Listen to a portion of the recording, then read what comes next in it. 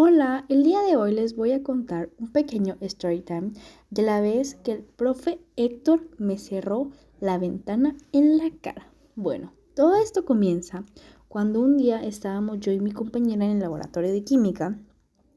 ¿Qué está pasando? Ay, no, perdón. Bienvenidos al PIA.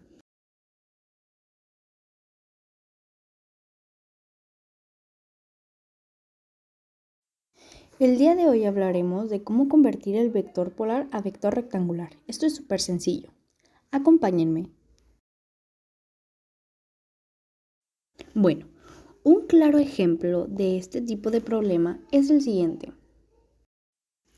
Si nos dan una velocidad de 45 metros y el ángulo es de 70 grados, tenemos que encontrar vector x y vector y. Para el vector x tenemos la fórmula de vector x es igual a velocidad por coseno del ángulo. Sustituimos y tenemos el resultado. En el caso del vector y, tenemos la fórmula de vector y es igual a velocidad por seno del ángulo. Sustituimos y resolvemos.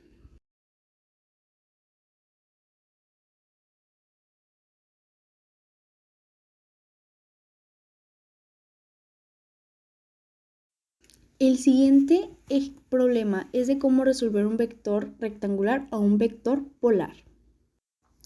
En este caso nos dan un vector x y un vector y. Esto significa que tenemos que encontrar el ángulo y la velocidad. Para resolver este tipo de problemas ocuparemos la fórmula vector resultante al cuadrado es igual a vector x al cuadrado más vector y al cuadrado. Sustituimos y resolvemos.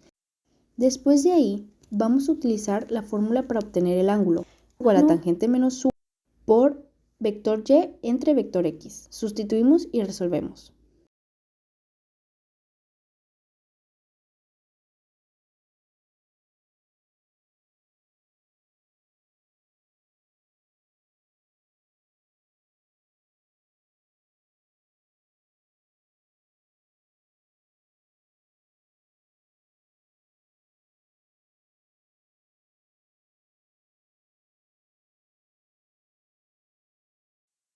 Después, otro tema del que vamos a hablar es el de tiro horizontal.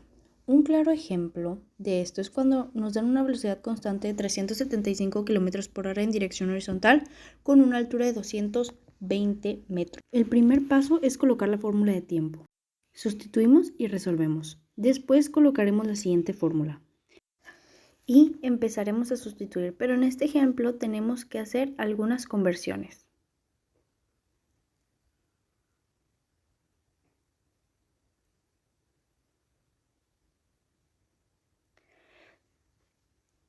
Después nos preguntan sobre la velocidad. Colocaremos la fórmula de velocidad y empezaremos a sustituir. Después ponemos la fórmula de velocidad final, sustituimos y obtenemos los resultados.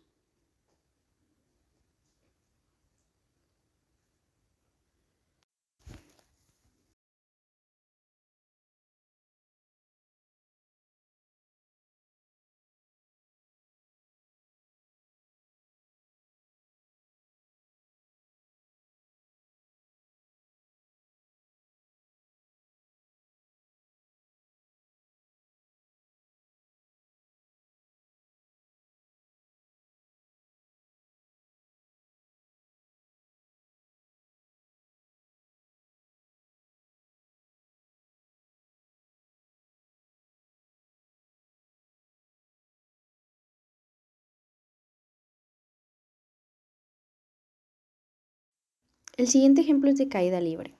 Nos dan los datos y empezaremos a colocar la fórmula del tiempo. Sustituimos y encontramos el tiempo.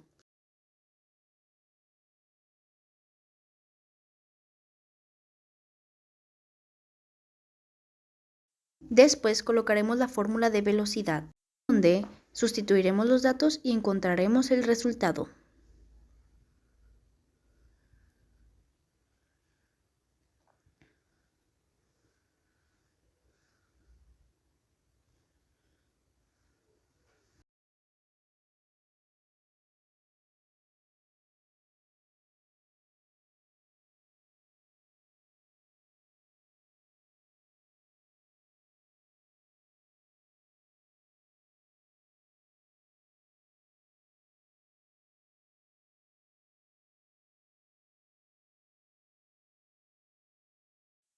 El siguiente ejemplo es de frecuencia. Número de ciclos por la unidad del tiempo que efectúa un cuerpo en movimiento circular. La fórmula para este problema es la siguiente: número de revoluciones sobre tiempo.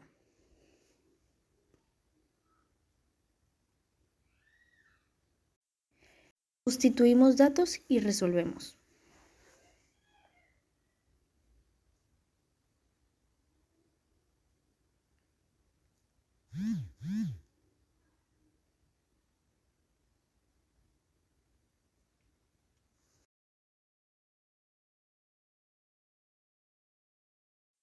El siguiente tema es periodo, tiempo que se tarda un objeto en movimiento circular en efectuar una revolución completa. Un ejemplo de este es el siguiente. La fórmula que utilizaremos para resolver este problema es periodo es igual a 1 sobre frecuencia. Sustituimos y resolvemos.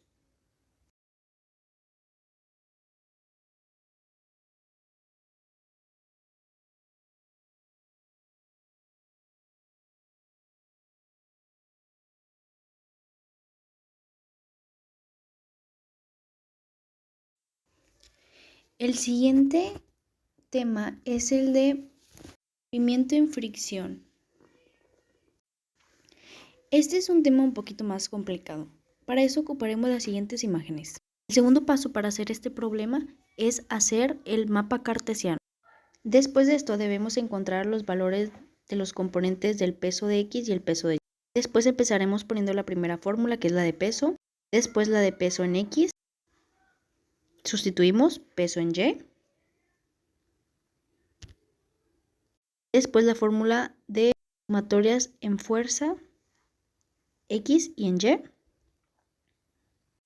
y así podremos llegar a la fuerza normal.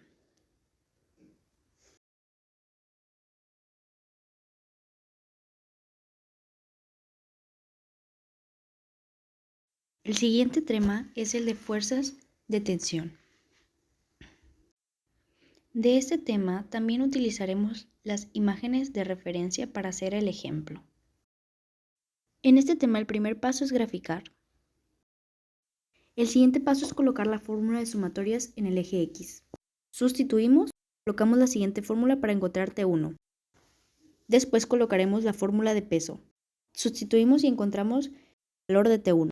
Después colocamos la fórmula de sumatorias en fuerza X y con eso sustituimos y encontraremos la T2.